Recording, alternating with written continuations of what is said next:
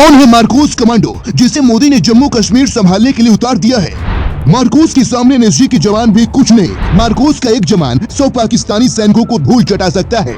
समुद्र हो या नदी, धरती हो या आसमान, हर जगह दुश्मन के लिए बनते हैं काल, आतंकी खाते हैं खौफ। अमेरिका, रूस सहित दुनिया के बड़े बड़े देश कश्मीर पहुंचे हैं और दूसरी तरफ मौत से टकराने के लिए जाबाज फैल चुके हैं। कोई नहीं कहता है दाढ़ी वाला फौज, तो कोई कहता है छिपे हुए जाबाज। हजारों में एक जवान बनता है मार्कोस। अब तक आपने सुना होगा कि प्रधानमंत्री की सुरक्षा में तैनात एसपीजी के जवान ही सबसे खतरनाक होते हैं, जो पल भर में दुश्मन का खात्मा कर देते हैं। और एनएसजी के जवानों की बहादुरी की किस्से आपने बहुत सुने होंगे, लेकिन हम जिन कमांडो का किस्सा आपको बताने जा रहे हैं वो है मार्कोस कमांडो, जिनकी ट्रेनिंग एसपीजी और एनएसजी के जवानों से भी हार्ड होती है। एनएसजी की ट्रेनिंग 14 महीने में पूरी हो जाती है। एसपीजी को 3 महीने की ट्रेनिंग मिलती है, जबकि मार्कोस कमांडो को पूरे 3 साल नरक जैसी जिंदगी बितानी पड़ती है।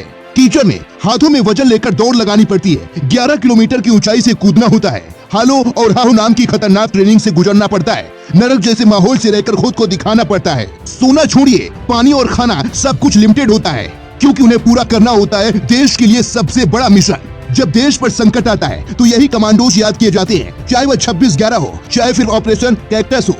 अभी ये चर्चा इसलिए है क्योंकि जम्मू कश्मीर में G20 की बैठक के दौरान इन्हें तैनात किया गया है, क्योंकि ऐसी इनपुट थी कि वहां पाकिस्तान कोई साजिश रच सकता है। गुलमर्ग के एक होटल से एक आतंकी भी कुछ दिन पहले पकड़ा गया और अब पाकिस्तानी विदेश मंत्री बिलावल भुट्टो पीओके में बैठकर भारत के खिलाफ लोगों को भड़का रहे हैं। पर उनकी कोई चाल कामयाब नहीं होने वाली, क्योंकि यहाँ पर तैनात है हमारे सबसे जाबाज जवान। यह तस्वीर डल झील की है, जहाँ हर मोर्चे पर आपको यह कमांडोज नजर आ रहे होंगे। इनकी खासियत यह है कि समुद्र में बिना ऑक्सीजन की लड़ाई लड़ सकते हैं। नदी में पानी की धार कितनी भी तेज हो, वहाँ दुश्मन को मात दे सकते हैं। सामने वाले के पास हथियार कितना भी आधुनिक हो, उसे सबक सिखा सकते हैं। और पानी से बाहर निकले तो धरती और आसमान में भी अपना युद्ध कौशल दिखा सकते हैं। वहीं अब आप ये सोच रहे होंगे कि ये कमांडो बनते कैसे हैं।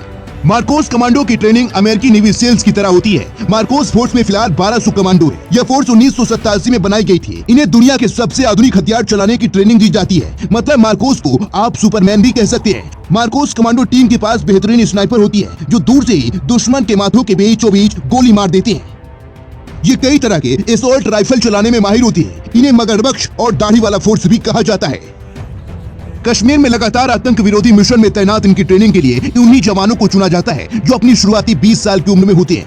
इनकी ट्रेनिंग राजस्थान, तवांग, सोनमर्ग और मिजोरम में होती है। अलग अलग जगहों पर अलग अलग तरह की ट्रेनिंग कराई जाती है। इन्हें हर तरह के माहौल में छिपना आता है और दुश्मन की नजर में कभी भी गायब हो जाते हैं और अचानक से अटैक करते हैं। मार्कोस कमांडो बनने के लिए सबसे पहले 3 दिन की फिजिकल और एप्टीट्यूड टेस्ट देना होता है। 80% जवान यहीं से बाहर हो जाते हैं। इसके बाद शुरू होता है नरक का हफ्ता, जिसे हेल्थ वीक भी कहा जाता है। यह बहुत ही भयानक और खतरनाक ट्रेनिंग होती है। शुरुआत में कई दिनों तक जवानों को सोने नहीं दिया जाता।